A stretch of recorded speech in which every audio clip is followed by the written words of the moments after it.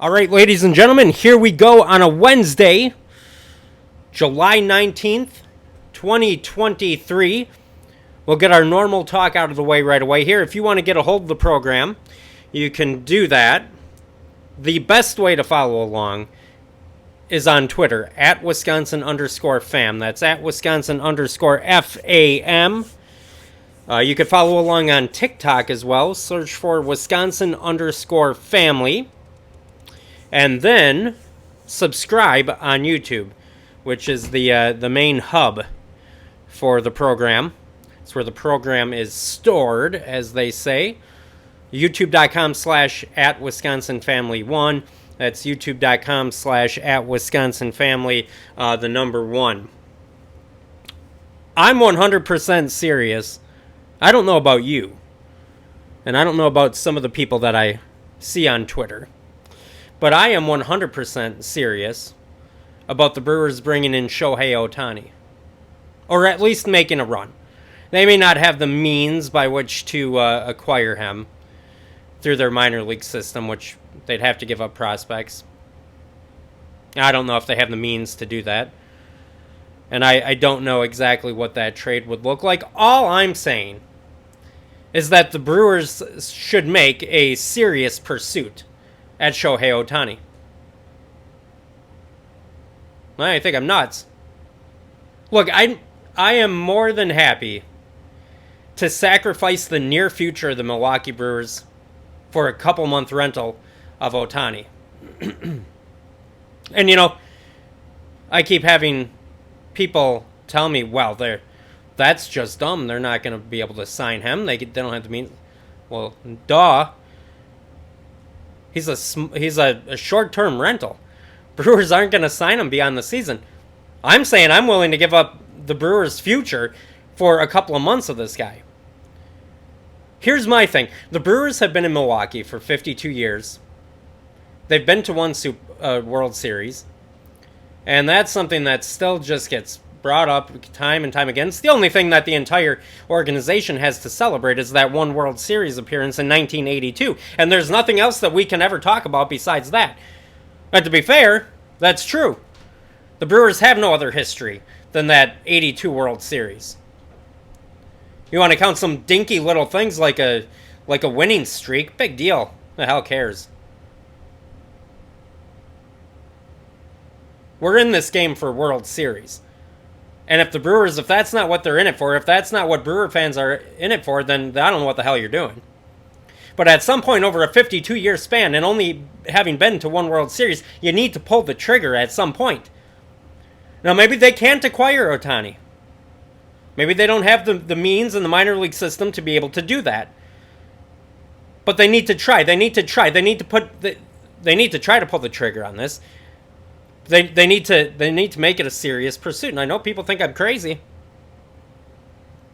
Hey, look, the Brewers, now you have, besides the other pitching injuries that we've already sustained, you have Wade Miley now going onto the injured list with elbow soreness, which never sounds like a good thing if you're a pitcher. I've seen tons and tons of pitchers. It always starts out with, there's a little soreness, a little shoulder discomfort, a little elbow discomfort. Oh, it should just be a week or two, one or two starts, no big deal. And then all of a sudden you're like Brandon Woodruff and you haven't been back. Which, good news on him, we'll get to in a minute. But especially with this latest injury to Miley, starting pitching is becoming a need that the Brewers are going to have to look at if they want to be buyers at the trade deadline. One of them is going to have to be a starting pitcher. And they need bats as well. I know a guy who can do both. He's one of the best pitchers in baseball. One of the best hitters in baseball. His name is Shohei Ohtani. So it definitely deserves a legitimate look if you're the Brewers. And really going in and trying. Because you know what? You get him, you get another hitter. You might be talking World Series. I don't... Look at what this 2023 Brewer team has been able to do with all the injuries that they've had.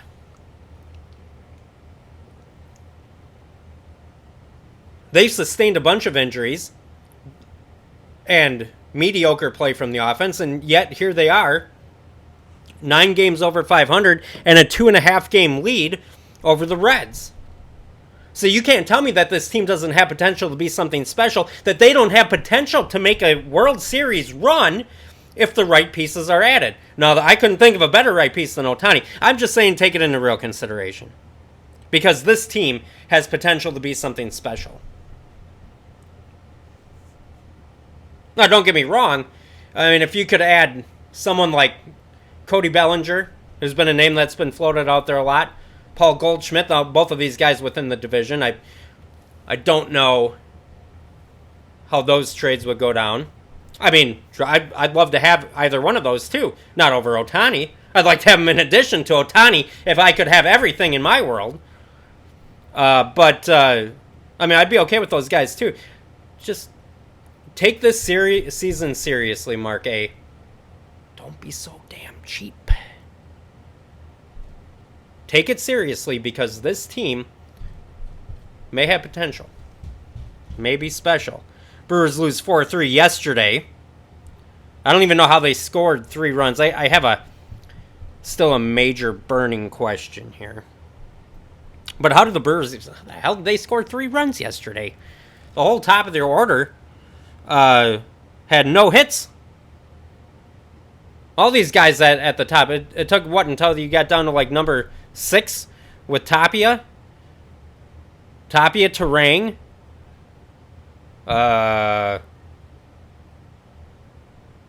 Weimer. They had all your hits.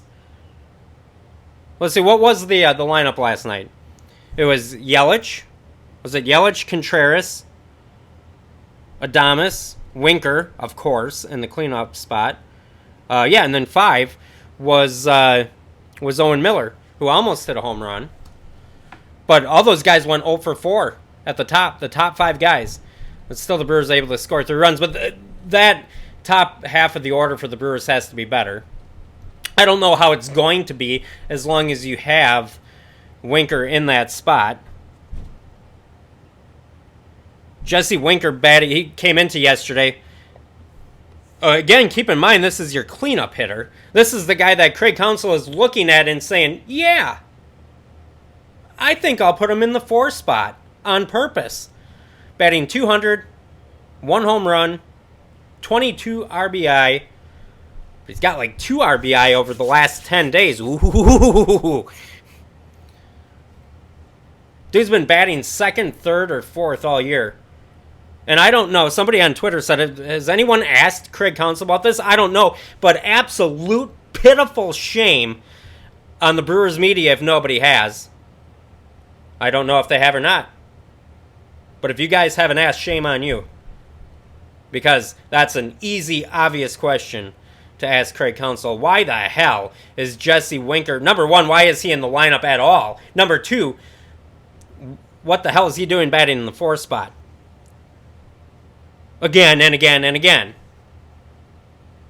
And you can't judge... I mean, you get some of these people... I complain on Twitter, for example, that he's batting 4th. And then the game comes and he gets an RBI single, and then they're jumping... See? Yeah, well, he's just got 1 home run. More than, like, we're 90 games into the season. He's got 1 home run. And he's been an everyday player. The dude sucks. I don't know what you want me to say. He sucks. Well, of course, Shohei Ohtani would take the DHing spot away from him. I could practically walk in there and take the DHing spot away from him. Hey, you know one guy that could? Why not this? Why not this? Why not? And I am by no means in any way, shape, or form a Keston Hiura fan. But he's batting 304, 14 home runs down in the minors. Look, what's the harm of trying? And I'm not a Keston Hiura guy. I frankly, I don't really believe he can hit at the major league level. What I do know is Jesse Winker absolutely, unequivocally cannot hit. I don't know. Maybe he'll go somewhere else and can hit. I don't know. But he ain't hitting with us. And the leash has been plenty long. So you tell me what is wrong with this strategy, even coming from someone who's not a Keston Hiura guy. What is wrong with the strategy of saying, all right, Hiura's hitting really well down in the minors. I know it hasn't worked before, but he's on a hot streak. He's been hitting so well. Let's promote him. Let's have him play DH or first base or be the designated hitter. And let's see if he hits. If he doesn't hit, we move on. And we're no worse off because it's not going to be any worse than Winker. But if he does hit, now you found yourself a bat. Now you still got to go get one or two bats via free agency. And you know what? I saw this from ESPN this morning. The Milwaukee Brewers, 34-5 record when they out-hit their opponent. 34-5 when they out-hit their opponent. Boy, even bringing in one good bat, be it Hiura or someone else from outside, even just bringing in one bat, that could make a huge difference. We've already known through most of the season that the Brewers' magic number as far as runs scored to win are 4. But this stat just adds more to it, more depth. Brewers are 34-5 when they out-hit their opponents. See, you bring in somebody who bats .280. How many more times are the Brewers going to out-hit their opponents than what they would right now? Especially if maybe Keston Hiura can come up and hit. It's worth a shot. Keston Hiura is worth a shot. I know the history, but I also know that he's capable right now in AAA of batting over 300 with power. So what? So he comes to the majors and he doesn't do it. Well, whatever. Actually, very interesting yesterday. Let me pull it up here because I want to get the quote. So this was in regards to Keston Hiura. Now 97.3 the game out of Milwaukee, which is the Packers' flagship station. They have a post-game show, Brewers post-game show with Tim Allen. Worth listening to if you're in the Milwaukee area. So last night they had Brewers bench coach Pat Murphy on the program, and he said AAA pitching and AAA hitting doesn't always translate to the majors. Now talking about Keston Hiura, he's done everything we asked. I wouldn't be surprised to see him sometime soon. Good idea.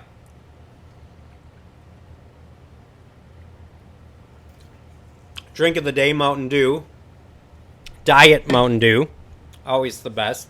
By the way, Meijer, if you have a Meijer in your area, they have Johnsonville sausages, including brats, which we got for dinner tonight, on sale for $2.99. All right, there's my plug for Diet Mountain Dew, Meijer, and Johnsonville. Feel free to send me some money anytime. But I hope Keston Hiura can get an opportunity. Not because I'm a Keston Hiura guy, but just because it's worth it. I mean, what is keeping Hiura down in AAA while you've got Jesse Winker up here sucking since day one? Man, that's frustrating. As they say it sometimes, I hate it here. You know what I mean? It's just maddening. So good news, finally good news when it comes to Brewers injuries, particularly with Brewers pitching injuries. Finally some good news. Brandon Woodruff, with his right shoulder strain, is scheduled to begin a rehab assignment at High A, Wisconsin on Saturday. He last pitched on April 7th. So he's going to get a start down at High A, and then he's going to start working his way back up through the minors, getting some starts, getting that arm back in shape, and then he is expected to rejoin the Brewers on the big league club in the middle towards the end of August. So, that is going to be helpful. The one thing that you hope doesn't happen is that Mark A, Mr. Cheapo, doesn't look at that and say, well, here's an opportunity to save. Let's bring, Mark A says. Mark gathers himself around with his other rich friends and says, here's my idea. Brandon Woodruff's going to come back in mid-August. We'll call that our trade deadline acquisition. Now, we couldn't afford anyone, but getting Woody back is just the same. No, because you need Woodruff. You need another starting pitcher. Let's face it, Julio Teheran not doing so well lately. He came in, he lit the world on fire his first few starts, but ever since then it's just not good. They need Woodruff back, and they need another starting pitcher, and they need, count them, not one, at least 2 bats. Decent bats. I'm not unreasonable. I don't think they could get more than 2. You know what the Brewers need? Here you go. Here, and this is another Shohei Ohtani thing. Just saying, this is true. You could go out and get a starting pitcher and 2 really decent bats, like Bellinger,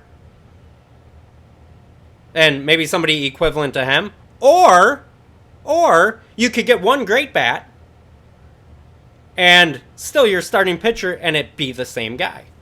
Just something to keep in mind. But it'll be exciting. It'll be nice to have Brandon Woodruff back. Finally, some good news when it comes to the Milwaukee Brewers and their pitching rotation and the injury stuff. But we're going to have to hold out another breath. Guys like Colin Ray, who are on the mound tonight, they're going to have to pick up the slack. They're going to have to continue to do that. They've done that to this point already. All right, transitioning now over to the Green Bay Packers. Got a handful of things here with the Packers. 7 days until training camp. Saw a quick article from the Associated Press that was just kind of previewing things, not much to it, but from the AP, a preview. There's the headline: Packers enter camp preparing for start of new era with Jordan Love taking over at quarterback. All right. Green Bay Packers 8-9 last season. Campsite, of course, Green Bay, Wisconsin. All right, so this is what the AP adds as key additions. Kicker Anders Carlson. I don't know if he himself is such a key addition. However, the transition is key, going from an old stalwart like Mason Crosby to a rookie. So yeah, I guess that's a key addition. So Anders Carlson, key addition. Tight end, Tucker Kraft. Tight end, Luke Musgrave. Safety, Tarvarius Moore. Safety, Jonathan Owens. Wide receiver, Jaden Reed. Outside linebacker, Lucas Van Ness. Yeah. I would agree with that, especially the tight ends, right? Musgrave and Kraft. 2 guys who are going to be featured a lot in this Packer offense as rookies, for the simple fact that, quite frankly, the Packers don't have anyone else. Tyler Davis, core special teamer. Josiah DeGuara has not been too good, though I wonder if his role will change with an adjustment that whatever adjusting Matt LaFleur is going to do with the offense now that Aaron Rodgers isn't there, because they must have had some kind of plan for DeGuara. They drafted him in the 3rd round. So, they had a plan. They get Love in the 1st round, Dillon in the 2nd, DeGuara in the 3rd. Tight ends and Jaden Reed. Of course, he is a key addition. And then Lucas Van Ness, yeah. And the safeties, Tarvarius Moore and Jonathan Owens, are going to be competing for a spot against Rudy Ford to play opposite of Darnell Savage. I wish there was competition for him. Savage. Key losses this offseason, according to the Associated Press. Safety Adrian Amos. Yeah, I'd say it's a big loss. I mean, no, he wasn't the biggest playmaker out there. I mean, He wasn't running around taking the ball away like Charles Woodson in his prime. The Woodson wasn't playing safety at that point, but you get what I'm saying. But he was real solid. And the defense wasn't any worse off for Adrian Amos being out there. Other key losses listed: Randall Cobb, Mason Crosby, Alan Lazard. I'm not a Lazard guy. I could take it or leave it. Rodgers obviously loves him. Rodgers had him in Green Bay the last handful of years. Rodgers wouldn't throw to him when Adams was there. And then last year, I don't know. Would we have been much worse off if it... I mean, just change out a name for a lot of average receivers. That's what Lazard is. He's average. I don't think he's a key loss. Mercedes Lewis, another guy for the old folks home. Dean Lowry, that's not a big loss. Jaron Reed, Quarterback Aaron Rodgers. One could make the argument that Aaron Rodgers is a key loss. Perhaps. Tight end Robert Tonyan. Now, Tonyan is a loss, not because he was so good, but it's just that you're replacing him with a couple of rookies. Now, he was okay. Key storylines. Now, this, reading from the AP, key storylines. The Packers are entering a new era as they adjust to the absence of Rodgers, the four-time MVP, now with the New York Jets. Did you know that? New starting quarterback Jordan Love, a 2020 first-round pick from Utah State, has made just one career start. The Packers have 2 separate weeks of joint practices and training camp. Now, this is going to be fun.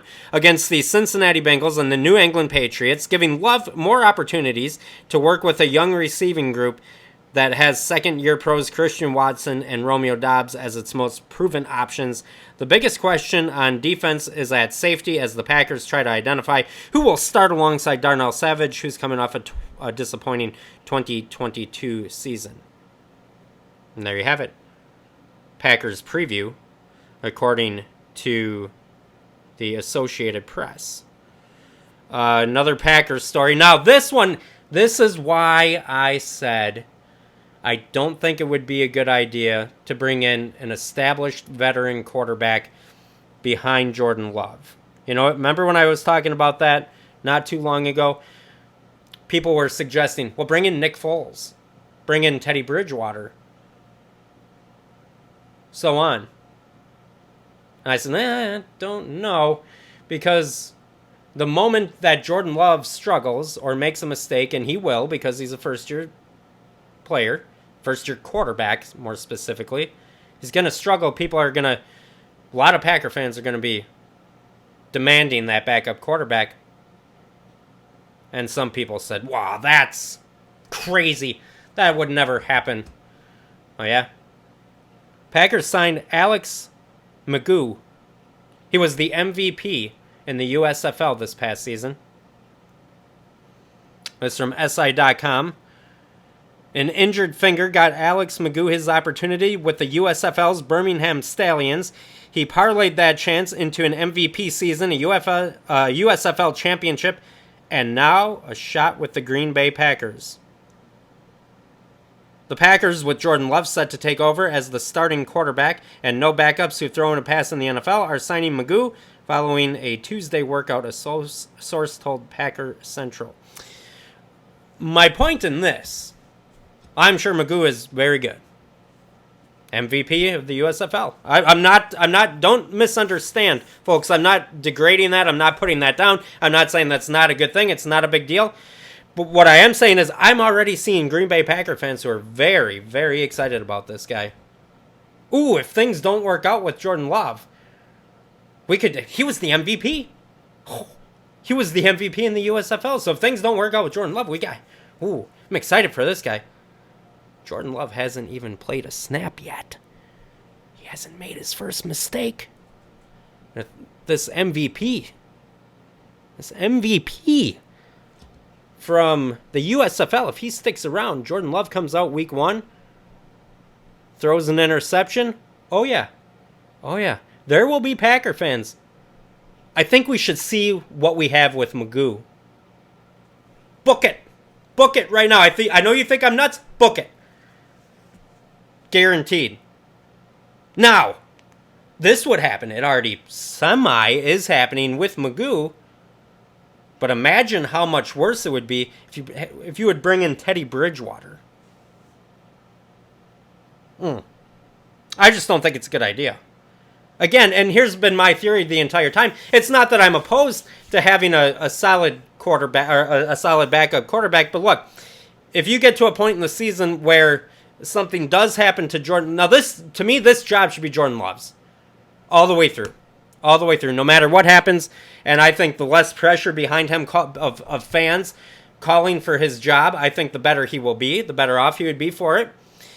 But I think this job should be his all the way through. Now, if you get to a point in the season where Jordan Love gets injured, he gets hurt, and you need a veteran, one of these guys are still going to be out there. They're still there right now. The Foleses, all these guys. They're all out there right now. There's going to be somebody out there that you can pick up.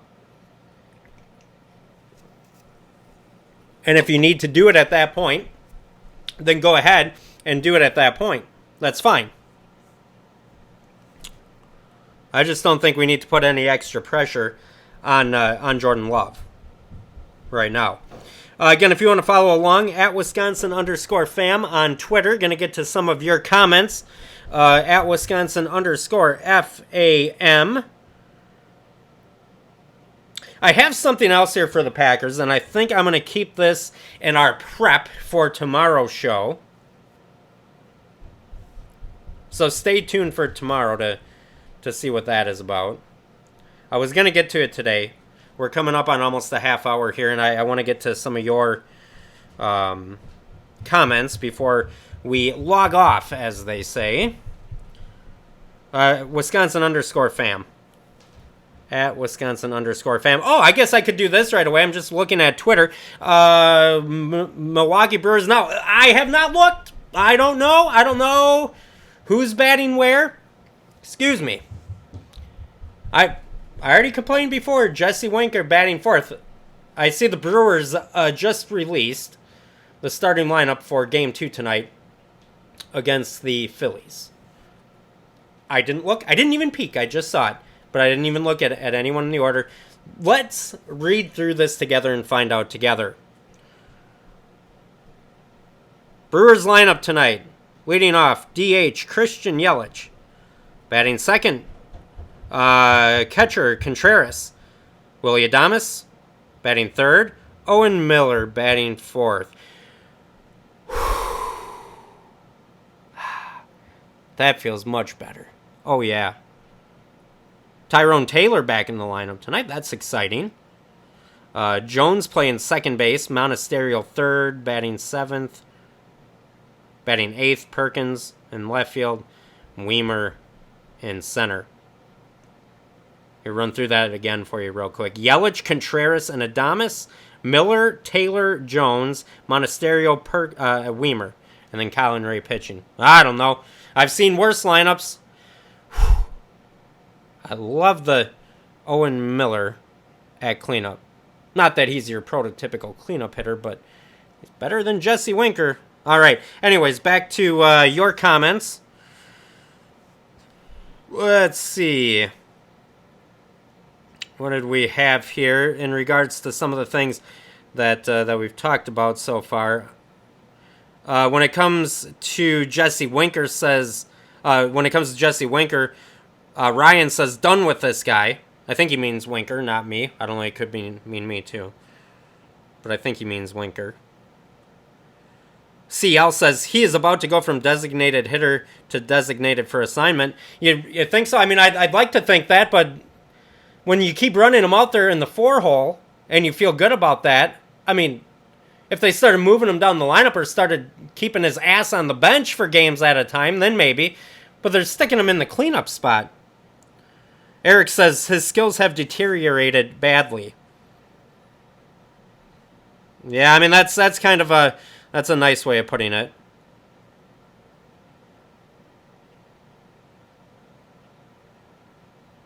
Jeff says in regards to Shohei Ohtani, he says maybe Giannis can convince him. I don't know. Well, he's never going to be convinced to. I mean, he doesn't need to be convinced for a trade, and he is not going to. He's not going to stick around no matter what after this season. So they're suspecting $500 to $600 million for him. A couple $100 million for his arm, a couple $100 million for his bat. Whew. Would you like to be him, huh? Man.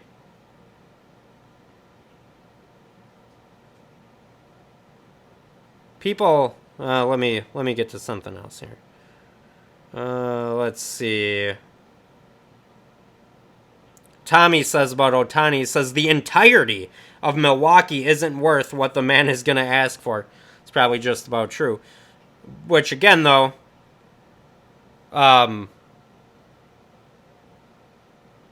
you're not looking at him for a future type thing. It's a couple-month rental. Jonathan about Ohtani says, I feel like Ohtani raises the Brewers World Series odds from like 5% to 6%. Well, I don't. I don't at all. I think that it would raise it way higher than that, even if you just acquired his arm or just acquired his bat. But the fact that you're getting both, I think, I think you're raising it quite a bit more. Some other reaction from Twitter here. Let's see. Jesse Winker batting cleanup. Jeff says he has some picture of Craig Counsell somewhere. Some kind of blackmail, huh? WP on Jesse Winker says, I cannot watch him any longer. When it comes to him batting fourth, RT says, beware of the blooper. Todd says, make it make sense. Hashtag this is my Craig. Eric, why Winker is still on this team is beyond me. He is absolutely terrible. It was this guy, Dr. LW on Twitter, that had said to me, has anyone asked Craig Counsell about this? And that's where I kind of, I don't know. But I haven't really heard anything, and shame on the Brewer media if nobody has, because somebody should have. Jack says, more evidence that Counsell remains clueless. I've said this before when it comes to Craig Counsell. I don't agree with everything he does. I sure as hell don't agree with putting Jesse Winker into the cleanup spot. Can guarantee you that. And I don't agree with every move that he makes. And you know what? Baseball is a long season, 162 games plus if you make the playoffs. A manager goes through a lot of different decisions, makes a lot of different decisions, and he's going to make a lot over the course of time that are going to be, in my opinion, wrong. Some are, like this Winker thing, this is just factually wrong. Like, this isn't just my opinion. This is objectively wrong. It's wrong. It's wrong to have Jesse Winker batting fourth. That's the way again, that's how I see it.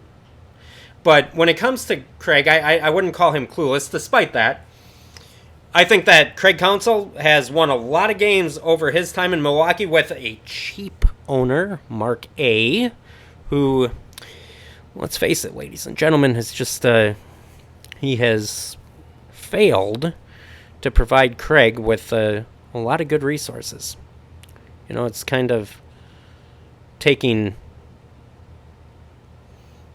canned chicken from the grocery store and saying, here, make it Wingstop, make it Buffalo Wild Wings. And Craig has, essentially. All the times they've went to the playoffs, the pitching that they've developed, their pitching lab, this stuff's been under Craig Counsell. I think overall he's done well with what he's been given. I think he could do a lot better if he would go to a market. Now, again, I could maybe David Stearns ends up going to the Mets, and Craig Counsell follows him there, because these two guys did a lot of good with a very cheap owner. See what could they do if if they have a lot of resources to work with in the New York market. Anyway, that is what my thought process is on that. One thing that I saw yesterday, before I get back to a couple more of your comments before we wrap things up here. Again, you can follow along on Twitter at Wisconsin_fam. On YouTube, youtube.com/@WisconsinFamily1. And then also on TikTok, search for Wisconsin_family. Yesterday, real quick Packer note on Get Up yesterday morning, Dan Orlovsky was talking about Jordan Love, and he said that if Jordan Love is average, the Packers can make the playoffs. And I would agree with that. But the one thing that Orlovsky and many people fail to factor in, everyone talks about, oh, Jordan Love. The season's going to hinge on him. Well, only in part. There is someone else out there. It's very, very, very important. And it's someone that gets left out of the discussion at times. Orlovsky was not factoring in the Joe Barry effect. And I just want to mention this real quick. Joe Barry has just as much hinging on him, if not more, than Jordan Love this season. So as far as the Packers' success or failure goes, it hinges probably, in my opinion, more on Joe Barry than it does on Jordan Love. All right, I want to see here if we have any other comments here. Shohei Ohtani is getting a ton of response. Henry says, absolutely give him the franchise.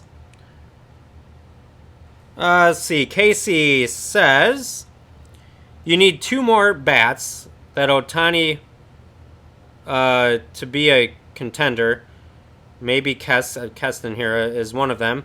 Maybe Winker gets hot. You just don't know. If we don't re-sign the pitching staff, who cares about the farm? But if we re-sign pitchers, don't touch the farm. Okay. Well, we're not going to re-sign Corbin Burns. That ain't happening. Archer Mark says, it's tough to buy a championship. Again, in regards to Ohtani. Tough to buy a championship. Those things never seem to work out. Fred says their market couldn't afford just his bat, let alone his arm. Well, again, clearly the Brewers are not going to sign him to a long-term contract. It's a short-term rental.